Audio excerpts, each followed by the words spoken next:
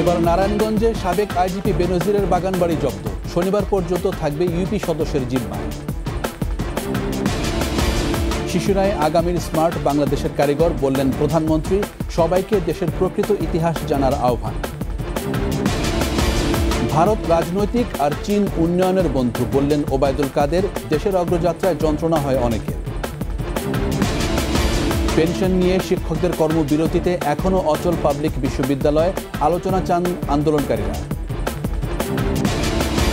ঈশ্বর ছাড়া আর কেউই নির্বাচন থেকে সরাতে পারবে না, ট্রাম্পকে হারাতে এতটা বুড়ো হয়নি, বললেন বাইডেন।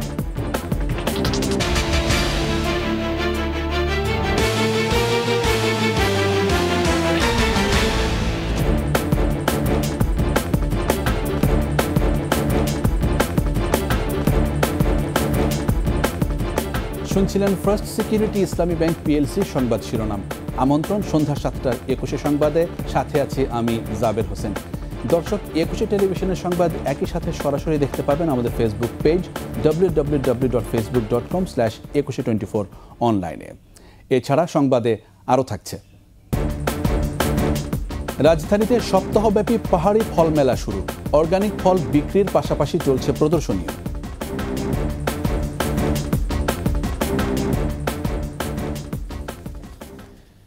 সাবেক আইজিপি বেনজির আহমেদের নারায়ণগঞ্জের রূপগঞ্জে 24 কাঠার ওপর নির্মিত ডুপ্লেক্স বাগানবাড়িটি আদালতের নির্দেশে জব্দ করা হয়েছে। নারায়ণগঞ্জ জেলা প্রশাসন ও জেলা দুর্নীতি দমন কমিশনের সমন্বয়ে গঠিত টিম আনন্দ হাউজিং সোসাইটি এলাকার এই বাড়িটি জব্দ করে। রবিউল ইসলামের ক্যামেরায় নারায়ণগঞ্জ প্রতিনিধি বিমল রায়ের সহায়তায় আরও জানাচ্ছেন সমর ইসলাম। নারায়ণগঞ্জের অতিরিক্ত জেলা প্রশাসক শফিকুর আলম ও দুদকের উপপরিচালক মইনুল হাসান রৌশনীর নেতৃত্বে একটি দল শনিবার বিকেলে রূপগঞ্জের পূর্বাচলের দক্ষিণবাগ এলাকার লাল রঙের আলিশান ডুপ্লেক্স বাড়িটি জব্দ করে। স্থানীয়রা এতদিন কোনো কথা না বললেও প্রশাসনের কর্মকর্তাদের উপস্থিতি দেখে অনেকে বাড়ির ফটকে এসে জড়ো হন। তারা জানান, 8 বছর আগে এই এলাকার প্রয়াত প্রেমানন্দ সরকারের সন্তানদের কাছ থেকে 1,83,00,000 টাকায় 55% জায়গা কেনেন বেনজির। তারপর বছর 4 আগে ওই বাড়িটি নির্মাণ করা হয়। প্রায় সময় এই বাড়িতে রাত যাপন করতেন সাবেক পুলিশ প্রধান। দুর্নীতি দমন কমিশনের আবেদনের প্রেক্ষিতে ঢাকা মহানগর আদালতের জ্যেষ্ঠ বিশেষ জজ মোহাম্মদ আশশামস জগলুল হোসেনের আদালত সাবেক পুলিশ প্রধানের এই সম্পত্তি ক্রোকের আদেশ দেন। নারায়ণগঞ্জে বেনজিরের আর কোনো সম্পদ আছে কিনা তার অনুসন্ধান চলছে বলে জানান দুদকের এই কর্মকর্তা। জায়গাটা সিলগালা করে দেওয়া হয়েছে ভবনটি। আমরা এই পরবর্তীতে এসে এটা যে কমিটি একটা গঠন করা হয়েছে জেলা প্রশাসক স্যারের নির্দেশক্রমে, সেই কমিটির সিদ্ধান্ত মতো আমরা পরবর্তীতে এখানে ব্যবস্থা গ্রহণ করি। জেলা প্রশাসক জানান, আদালতের নির্দেশে বাড়িটি ক্রয় করা হয়েছে।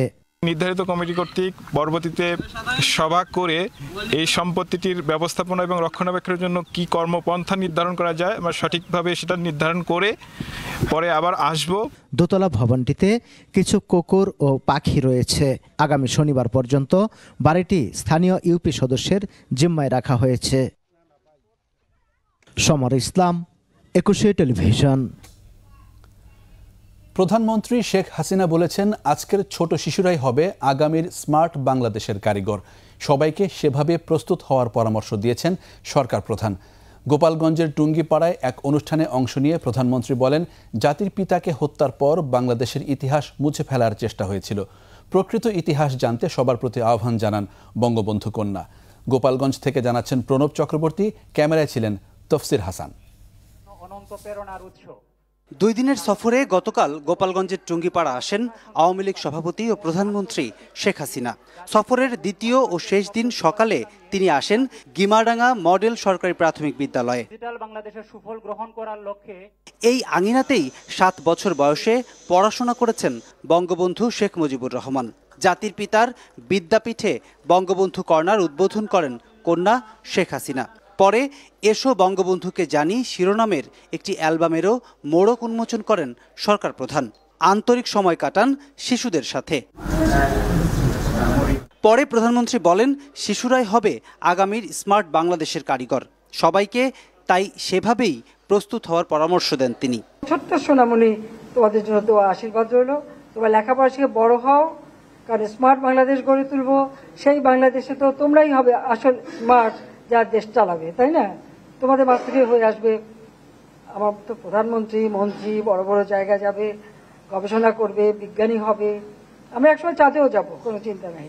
কাজে সবাইকে সেই এখন থেকে সেভাবে প্রস্তুতি নিতে হবে, পড়াশোনা করতে হবে। ৭৫ বঙ্গবন্ধু হত্যার পর স্বাধীনতার ইতিহাস মুছে ফেলার অপচেষ্টার কথা স্মরণ করিয়ে দিয়ে প্রধানমন্ত্রী বলেন, আওয়ামী লীগ সরকার প্রকৃত ইতিহাস তুলে ধরছে, যা সব মানুষেরই জানা উচিত। জাতির পিতা বঙ্গবন্ধু শেখ মুজিব ছোটবেলা থেকে কিন্তু সাধারণ মানুষের জন্য কাজ করতেন, এবং ওনার একটা মানুষের প্রতি একটা আলাদা দরদ ছিল।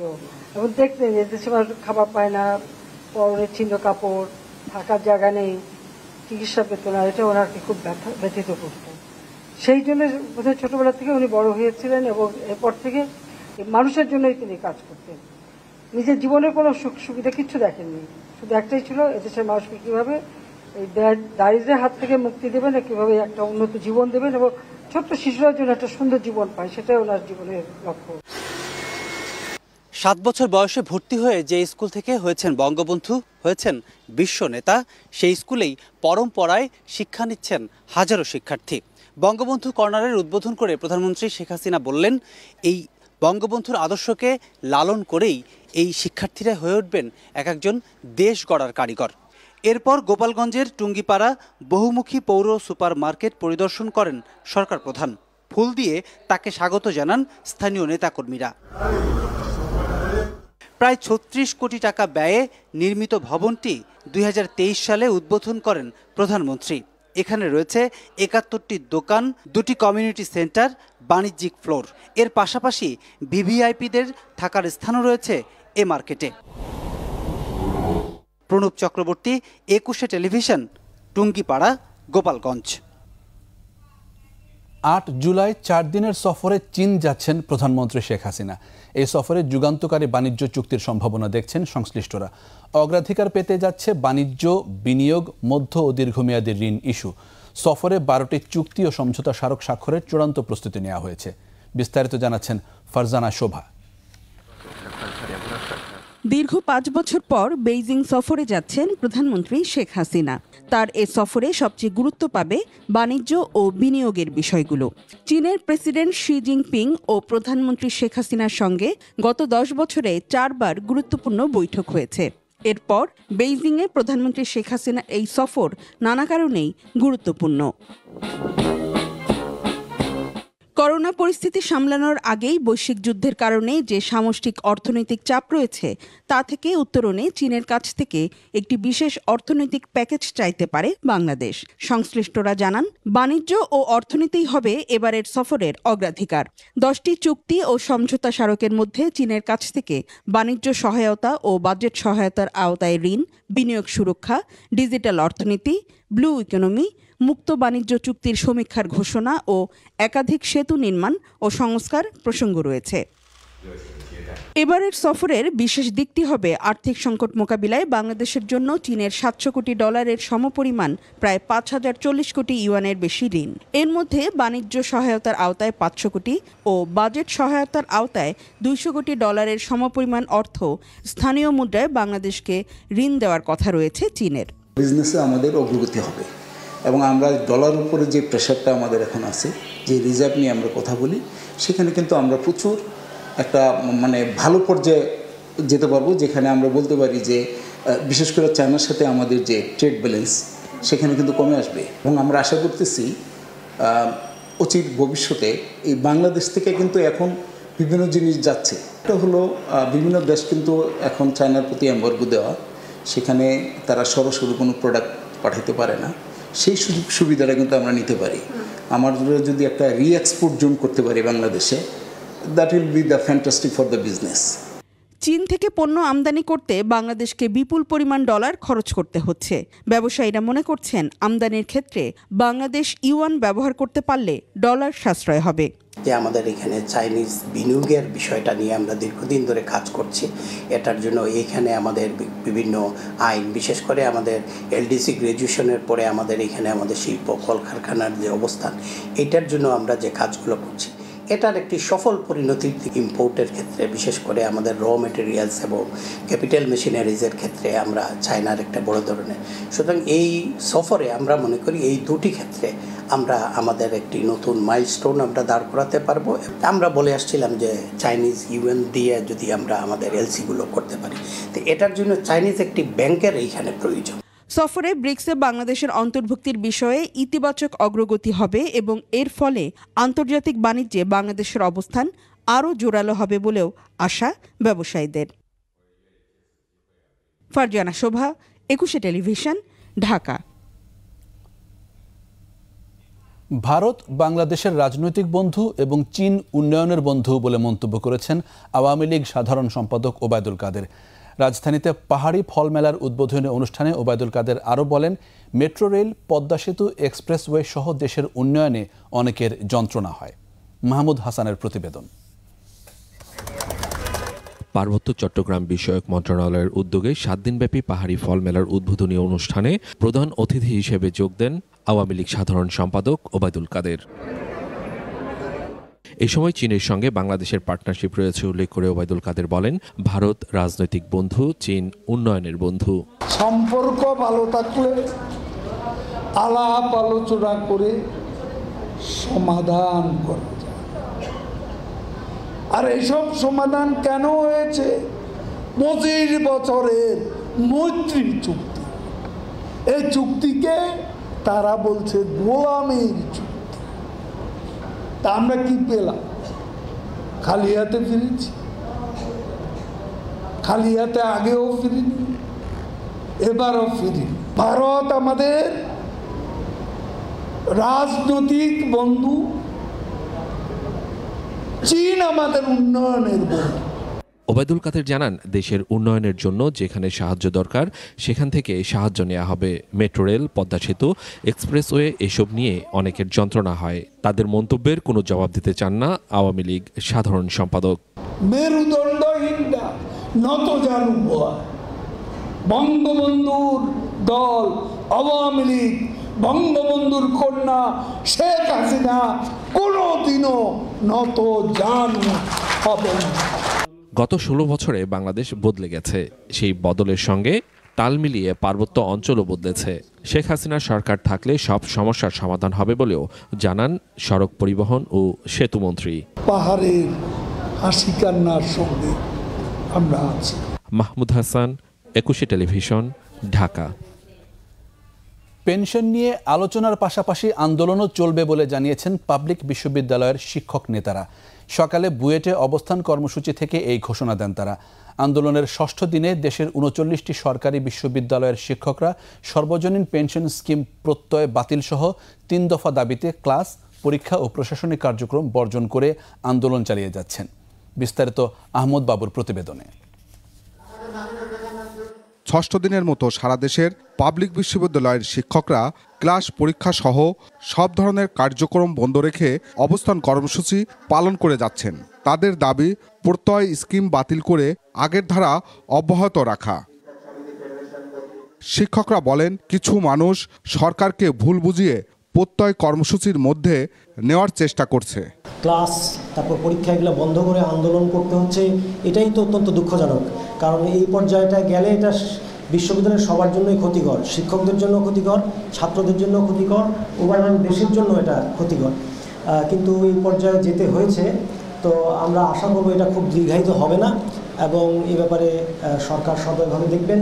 আগামী দিনের যে প্রজন্ম যারা শিক্ষকতাকে ভালোবাসে, শিক্ষকতায় যোগদান করতে চায়, যারা আগামী দিনে স্মার্ট বাংলাদেশ গড়ায় ভূমিকা রাখতে চায়, তাদেরকে অনুৎসাহিত করবে।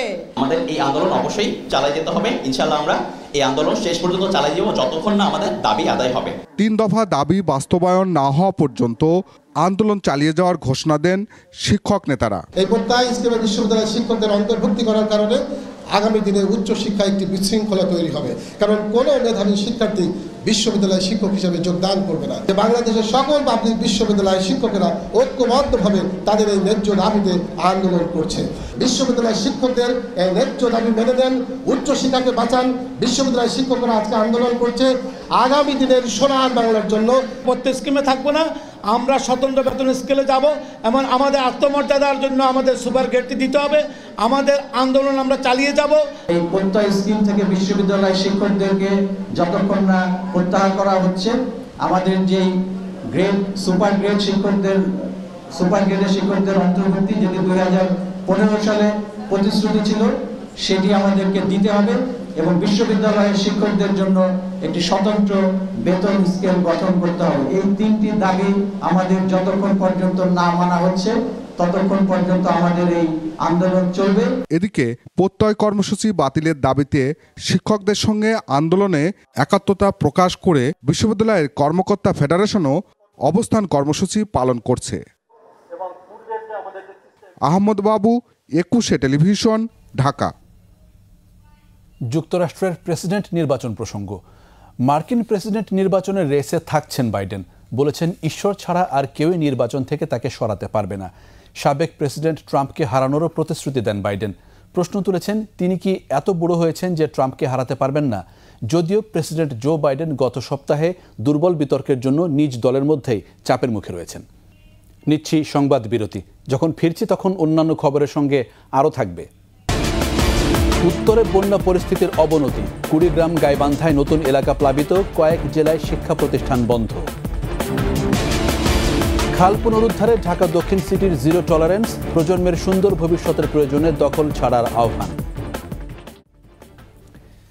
যথাযথ উৎসাহ ও উদ্দীপনার মধ্য দিয়ে পালিত হয়েছে প্রেসিডেন্ট গার্ড রেজিমেন্ট PGR এর 49তম প্রতিষ্ঠাবার্ষিকী। সকালে রাষ্ট্রপতি মোহাম্মদ শাহাবুদ্দিন PGR সদর দপ্তরে পৌঁছালে সেনাবাহিনী প্রধান জেনারেল ওয়াকারুজ্জামান, রাষ্ট্রপতির সামরিক সচিব এবং PGR কমান্ডার রাষ্ট্রপ্রধানকে অভ্যর্থনা জানান। এরপর PGR এর কোয়ার্টার গার্ড পরিদর্শন শেষে পরিদর্শন বইয়ে স্বাক্ষর করেন রাষ্ট্রপতি মোহাম্মদ শাহাবুদ্দিন। পরে PGR এ কর্মরত সদস্যদের উদ্দেশ্যে দিক নির্দেশনামূলক বক্তব্য রাখেন। এ সময় PGR সদস্যদের শৃঙ্খলাবোধ ও পেশাগত দক্ষতার প্রশংসা করে তাদের উপর অর্পিত দায়িত্ব সুষ্ঠুভাবে পালনের নির্দেশ দেন রাষ্ট্রপতি।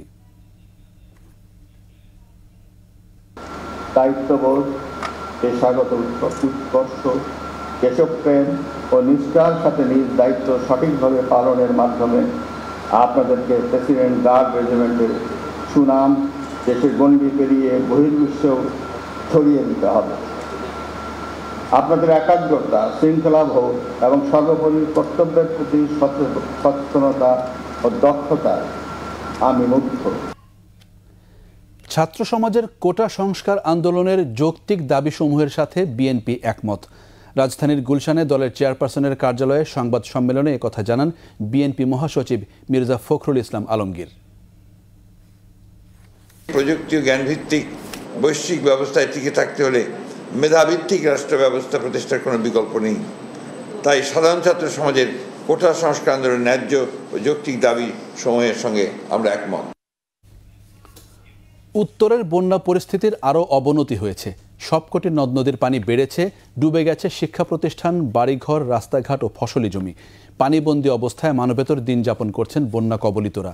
বানের পানিতে প্লাবিত হচ্ছে নতুন নতুন এলাকা। গাইবান্ধা, বগুড়া সহ বেশ কটি জেলার স্কুলে পানি ঢুকে পড়ায় পাঠদান বন্ধ হয়ে গেছে। এদিকে সিরাজগঞ্জে যমুনার ভাঙনে বিলীন হচ্ছে ঘরবাড়ি ও ফসলি জমি। মহিমা পলের রিপোর্ট। বগুড়ায় প্রবল বৃষ্টিতে সারিয়াকান্দি উপজেলায় যমুনা ও বাঙালি নদীতে পানি বেড়েই চলেছে। সারিয়াকান্দি, সোনাতলা ও ধনুট উপজেলায় যমুনা নদীর পানি বিপদসীমার ওপর দিয়ে প্রবাহিত হচ্ছে। সারিয়াকান্দির ইছামারা, হাটশেরপুর, কর্ণিবাড়ি, সোনাতলার সুজাইতপুর এবং ধনুটের শহরাবাড়ি বাঁধের 1000 মিটার ভাঙনের ঝুঁকিতে রয়েছে। সোনাতলা উপজেলার 20টিরও বেশি গ্রামের মানুষ পানিবন্দী হয়ে পড়েছেন। 8টি সরকারি প্রাথমিক বিদ্যালয় ও একটি মাদ্রাসায় পানি ঢুকে পড়ায় পাঠদান বন্ধ হয়ে গেছে। 85 হেক্টর ফসলি জমি এখন পানির নিচে।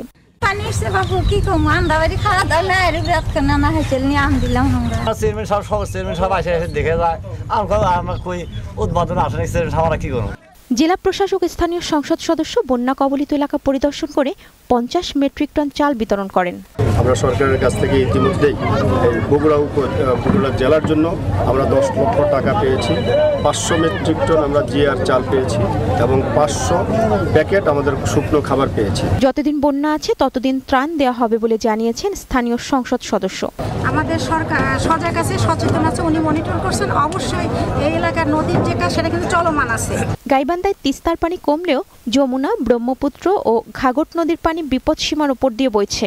প্লাবিত হয়েছে গাইবান্ধার সুন্দরগঞ্জ, ফুলছড়ি ও সাঘাটার 31টি ইউনিয়ন। ঘরের ভিতরে এক কমল পানি, ঘরের ভিতরে থাকতে পারি না, চল নিয়ে বাইরে আসিয়া। এদিকে সিরাজগঞ্জে যমুনার পানি বৃদ্ধি অব্যাহত রয়েছে। শহর রক্ষাবাদের হার্ড পয়েন্টে বিপদসীমার উপর দিয়ে প্রবাহিত হচ্ছে। না কাজ করার কারণে আমাদের এলাকা ভাঙ্গে চিরা সুরমার ভাড়া যেতেছে। এরা সরকার থেকে যদি উদ্যোগ ভালো করে না নেয় তাহলে আমাদের এগুলো থাকবো না, আমাদের বাড়িঘর সব শেষ হবে। নদীর পানি বাড়ার সাথে তীব্র হচ্ছে ভাঙন।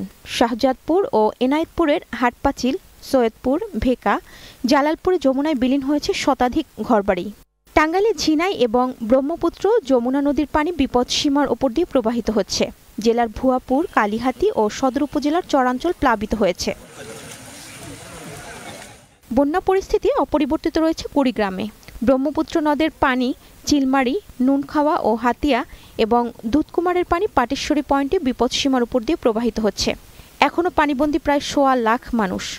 সংকট রয়েছে শুকনো সমানে পানি বাড়তেছে। এখন গরু বাছুর 3 ধাপে, প্রথম ধাপ গেছে মোটামুটি যান রক্ষা হয়েছিল। দ্বিতীয় ধাপ আবার আলহামদুলিল্লাহ আমরা পানি একটু কম ছিল। তৃতীয় ধাপ আইয়া প্রথম ধাপ থেকে বেশি। মহিমা পলি, 21 টেলিভিশন। রাজধানীর খালগুলোর টেকসই পুনরুদ্ধার না হলে জলাবদ্ধতা সংকটের সুরাহা হবে না। তবে এবার খাল দখলমুক্ত করতে প্রভাব বা কোনো চাপকে আমলে নেওয়া হবে না। আগামী মাসে জিলানি, মান্ডা, শ্যামপুর, কালুনগর খালের চূড়ান্ত সীমানা নির্ধারণ করতে যাচ্ছে ঢাকা দক্ষিণ সিটি কর্পোরেশন। রাজধানীতে একটি সেমিনারে মেয়র শেখ ফজলে নূর তাপস দখলদারদের উদ্দেশ্যে বলেন, জোর জবরদস্তিতে বহু বছর কাটিয়েছেন, এবার প্রজন্মের সুন্দর ভবিষ্যতের প্রয়োজনে দখল ছাড়তে হবে। রিপোর্টে বাকিটা জানাচ্ছেন মুহাম্মদ নুরুন নবী।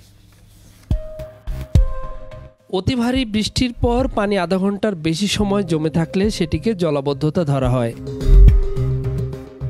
দক্ষিণ ঢাকায় এমন পয়েন্ট 161টা, যার 136টা সংশোধন করা হয়েছে। নতুন চিহ্নিত হয়েছে আরও 50টি। শহরের বক্স কালভার্ট, নর্দমা ও 11টি খাল কর্পোরেশনকে বুঝিয়ে দেওয়ার পরও জলাবদ্ধতা মুক্ত করা যায়নি। খালের বড় একটা অংশ দখলমুক্ত না হওয়া, অপরিকল্পিত নগরায়ন, স্লুইস গেটগুলোর কার্যকারিতা না থাকা এবং পানি উন্নয়ন বোর্ডের খালগুলোর হস্তান্তর না হওয়াকে দুষলেন সেমিনারের বক্তারা। এই যে বিজিএমির ভবনটা যে ভাঙলেন হাতের জেলের ভিতরে, আপনারা কি একদিন গিয়ে দেখেছেন হাতের জেলের ওই জায়গাটার এখন কি অবস্থা? এটার অর্ধেক নাই এখন এলিভেটেড এক্সপ্রেসওয়ের জন্য।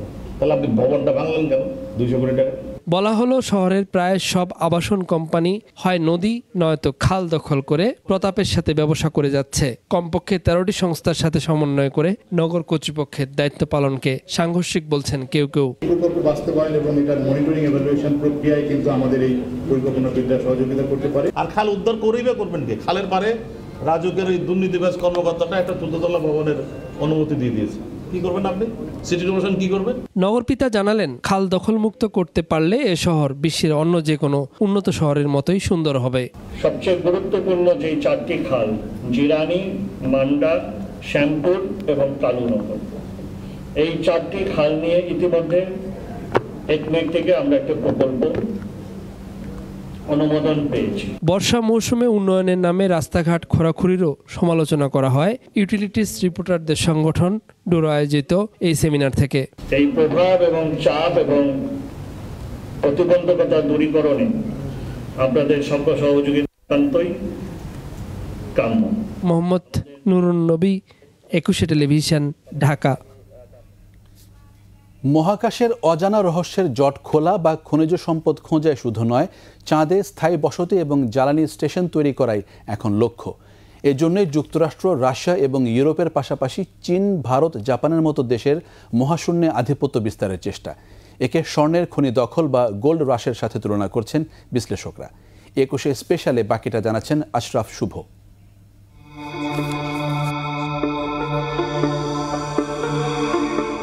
এ পর্যন্ত প্রায় 150 চন্দ্র অভিযানের মধ্যে শতাধিকে সফলতা এসেছে। এইসব অভিযানের সুবাদে চাঁদের পরিবেশ, রাসায়নিক গঠন, তাপমাত্রা, বিকিরণ সহ ভূতাত্ত্বিক তথ্য এসেছে মানুষের সামনে। চাঁদের মাটি পাথর পরীক্ষা করে জানা গেছে সৌরজগতের সৃষ্টি থেকে বিবর্তনের ইতিহাসও। চন্দ্র অভিযানের সবশেষ সাফল্য হিসেবে 2018 সালে চাঁদের দক্ষিণ মেরু এলাকায় জমে থাকা পানি বা বরফের সন্ধান পান বিজ্ঞানীরা। এরপর থেকেই আগ্রহ বাড়ে পরাশক্তিগুলো। মার্কিন জ্যোতির্বিজ্ঞানী ডক্টর ম্যাকডোয়েল মনে করেন, যুক্তরাষ্ট্র, রাশিয়া, চীন ও ভারতের মতো শক্তিশালী দেশগুলোর মূল লক্ষ্য এখন চাঁদে অভিযাত্রীদের বসবাসের ঘাঁটি স্থাপন করা। তবে এসব ছাপিয়ে দক্ষিণ মেরুতে সন্ধান পাওয়া পানির উৎসের দিকেই এখন সবার নজর। বিজ্ঞানীরা চাঁদে এমন একটি স্থায়ী ঘাঁটি তৈরি করতে চান যেখান থেকে মঙ্গল গ্রহ সহ অন্যান্য উপগ্রহ মহাকাশযান পাঠানো যায়। মহাকাশযানের জ্বালানি সংগ্রহ সহ নভোচারীদের থাকার ব্যবস্থাও করতে চায় শক্তিশালী দেশগুলো। পৃথিবীর তুলনায় চাঁদ থেকে কোনো মহাকাশযান পাঠাতে কম জ্বালানির দরকার হবে। এরই মধ্যে চন্দ্রপৃষ্ঠের পানিতে হাইড্রোজেন ও অক্সিজেন ভেঙে মহাকাশযানের জন্য জ্বালানি তৈরির প্রযুক্তিও আবিষ্কার হয়ে গেছে। অনেক খনিজ দ্রব্য ছাড়াও হিলিয়াম-3 নামের বিরল বস্তুর সন্ধানও মিলেছে চাঁদে, যাকে অফুরন শক্তির উৎস বলছেন বিজ্ঞানীরা। পৃথিবীর বুকে এর অস্তিত্ব না পাওয়া গেলেও চাঁদে 11 লাখ মেট্রিক টন হিলিয়াম-3 মজুদ আছে, যা 10,000 বছর মানব সভ্যতাকে চলার শক্তি দিতে পারে। তাই তো মহাকাশ নিয়ে এই প্রতিযোগিতা। বিশেষজ্ঞরা এই প্রতিযোগিতার নাম দিয়েছেন সেকেন্ড স্পেস রেস। এরই মধ্যে নড়েচড়ে বসেছে যুক্তরাষ্ট্র। আবারও চাঁদে মানুষ পাঠাতে চায় দেশটি। পানির খোঁজে দক্ষিণ মেরুতে নারী সহ 4 নভোচারীকে পাঠানোর পরিকল্পনা নাসার। চাঁদে স্থায়ী নিবাস গড়তে ব্যস্ত ইউরোপ, রাশিয়া ও ভারতের মহাকাশ সংস্থাগুলো। এছাড়া 2035 সালের মধ্যে চাঁদে একটি যৌথ ঘাঁটি স্থাপনের পরিকল্পনা করছে চীন ও রাশিয়া। আশরাফ শুভ, 21 টেলিভিশন। আগস্ট থেকে 31 ডিসেম্বর 2025-এর মধ্যে সরকার কর্তৃক সারা দেশে কেবল টিভি খাতকে ডিজিটাল সার্ভিস বাধ্যতামূলক ঘোষণার দাবি জানিয়েছে কেবল অপারেটরস অ্যাসোসিয়েশন অফ বাংলাদেশ। বিকেলে জাতীয় প্রেস ক্লাবে সংবাদ সম্মেলনে এ সংক্রান্ত 6 দফা দাবি জানায় সংগঠনটি। এর মধ্যে গ্রাহকদের কাছে ডিজিটাল কেবল টিভি সেবাটি আকর্ষণীয় করার জন্য জরুরি ভিত্তিতে কোয়াব কর্তৃক আবেদনকৃত চ্যানেল সংখ্যার অনুমতি প্রদানের দাবি অন্যতম। সেই সাথে সরকারি নির্দেশনা ও নীতিমালার পরিপন্থী এবং অননুমোদিত দেশি ও বিদেশি সকল প্রকার পাইরেসি বন্ধেরও দাবি কোয়াবের। অবৈধ এফটিপি সার্ভারের মাধ্যমে দেশীয় সরকারি বেসরকারি টিভি চ্যানেল, বিদেশি ফ্রি টু এয়ার ও পে চ্যানেল প্রদর্শন রোধে সাঁড়াশি অভিযান পরিচালনা অব্যাহত রাখার অনুরোধ জানান সংগঠনটির তার নেতারা। অনুষ্ঠিত হলো শিক্ষার্থীদের জন্য ব্যতিক্রমী আয়োজন ন্যাশনাল স্টিম অলিম্পিয়াড 2023-এর সমাপনী ও গ্র্যান্ড ফিনালে। শনিবার জাতীয় জাদুঘরে সকাল 9টা থেকে বিভিন্ন বিভাগে কুইজ এবং প্রজেক্ট প্রদর্শনী করা হয়। সায়েন্স, টেকনোলজি, ইঞ্জিনিয়ারিং, আর্টস এবং ম্যাথমেটিক্সের ওপর জোর দিয়ে এই অলিম্পিয়াড আয়োজন করা হয়।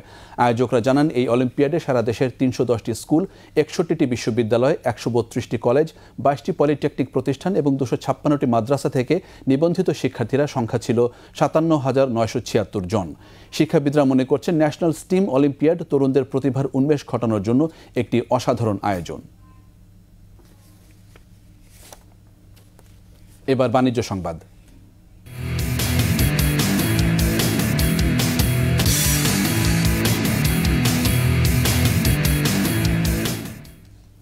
বস্ত্র খাতে রপ্তানির উপর নগদ সহায়তা পূর্বের অবস্থায় ফিরে আনার দাবি জানিয়েছে Bangladesh textile mills association BTMA।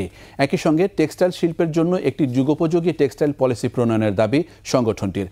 রাজধানীতে নিজ কার্যালয়ে সংবাদ সম্মেলনে BTMA প্রেসিডেন্ট মোহাম্মদ আলী খোকন বলেন, কোনো ধরনের বিকল্প ব্যবস্থা না রেখে নগদ সহায়তা কমিয়ে দেয় বস্ত্র খাতের সক্ষমতা কমবে, পাশাপাশি ক্ষতিগ্রস্ত হবে জাতীয় অর্থনীতি। BTMA বলছে, টেকসই শিল্প প্রতিষ্ঠায় প্রয়োজন শক্তিশালী নীতি সহায়তা। নগদ সহায়তা 1.5% নামিয়ে আনার সিদ্ধান্ত বাতিল করে আগের মতো 3% ফিরে নেওয়ার দাবি জানানো হয় সংবাদ সম্মেলনে। আমাদের দেশে কোনো ধরনের বিকল্প ব্যবস্থা না রেখে নগদ প্রণোদনা যেভাবে কমানো হয়েছে, তাতে টেক্সটাইল সেক্টর আমাদেরকে সক্ষমতা কমবে। এর প্রভাবে ক্রমান্বয়ে এই সেক্টরের ব্যাকওয়ার্ড লিঙ্কেজ ইন্ডাস্ট্রি বন্ধ হয়ে যাওয়ার ঝুঁকিতে পড়বে।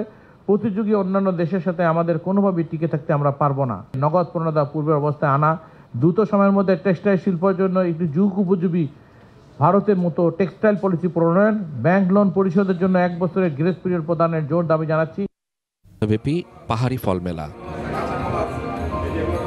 রাঙ্গামাটি, খাগড়াছড়ি, বান্দরবান থেকে ফল নিয়ে মেলায় এসেছেন বিক্রেতারা। মেলায় নজর কেড়েছে রেড আইবেরি ও ব্রুনাই কিং এর মতো বিশাল আকৃতির আম। জাপানের মিয়াজাকির মতো দামি আমও মিলবে এখানে। পাহাড়ি ফলগুলো একদম আবহাওয়া এবং মাটি চাষাবাদের জন্য খুব উর্বর। আর আপনারা আর একটা জানেন, প্লেনে যেমন সাতক্ষীরা ওরা অনেক সময় আমগুলো পাকানোর জন্য কিছু কেমিক্যাল ইউজ করে থাকে। পাহাড়ে কিন্তু এটা কোনো কিছু ইউজ করে না, এটা প্রাকৃতিকভাবে পাকে। এটা হচ্ছে ব্রুনাই কিং বলে, এটা সাইজে অনেক বড় হয় আর এটা 3 কেজি ওজন হতে পারে একটা বড় আম। ড্রাগন ফল, লটকন, আনারস, কলা, কাঁঠাল সহ অন্যান্য ফলও পাওয়া যাচ্ছে এই মেলায়। পাহাড়ের মাটির উর্বরতা সমতলের তুলনায় বেশি হওয়ায় এসব এলাকার ফল অনেক রসালো এবং সুস্বাদু। ফলের মধ্যে হয়তো মিষ্টিটা একটু ভিন্ন, দেশীয় এখানকার ফলের মধ্যে একটু ভিন্নতা আছে, স্বাদটা একটু মানে আলাদা। এখানকার আপনার মাটির গুণাগুণ হচ্ছে পটাশিয়ামের পরিমাত্রা হচ্ছে বেশি থাকে আর কি নর্মালি। তো আপনার যে কোনো ফলই হচ্ছে একটু সুস্বাদু বা মিষ্টি হয় আর কি। এইগুলো সাইজগুলো বড়র কারণটা হলো মেইনলি আমাদের মাটিগুলো উর্বর। পাহাড়ি চাষিরা বলছেন বাণিজ্যিক চাষাবাদের মাধ্যমে পাহাড়ের এসব ফল বাজারজাতের চেষ্টা করছেন তারা। আমরা যেটা করছি ব্যক্তিগতভাবে নিজের উদ্যোগে, এটা কিছু আছে কৃষি পরামর্শ নিয়ে আমরা নিজের উদ্যোগে করতেছি ফলগুলো। মেলা চলবে চলতি মাসের 12 তারিখ পর্যন্ত। মাহমুদ হাসান, 21 টেলিভিশন, ঢাকা। শেষ করছি সন্ধ্যা 7টার 21 সংবাদ। যাবার আগে ফার্স্ট সিকিউরিটি ইসলামী ব্যাংক পিএলসি সংবাদ শিরোনামগুলো আরও একবার।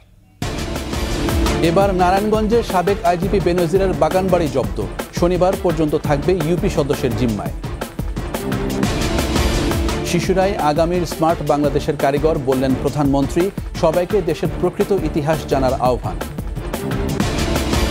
ভারত রাজনৈতিক আর চীন উন্নয়নের বন্ধু, বললেন ওবায়দুল কাদের। দেশের অগ্রযাত্রায় যন্ত্রণা হয় অনেকের। পেনশন নিয়ে শিক্ষকদের কর্মবিরতিতে এখনও অচল পাবলিক বিশ্ববিদ্যালয়, আলোচনা চান আন্দোলনকারীরা। ঈশ্বর ছাড়া আর কেউই নির্বাচন থেকে সরাতে পারবে না, ট্রাম্পকে হারাতে এতটা বুড়ো হয়নি, বললেন বাইডেন।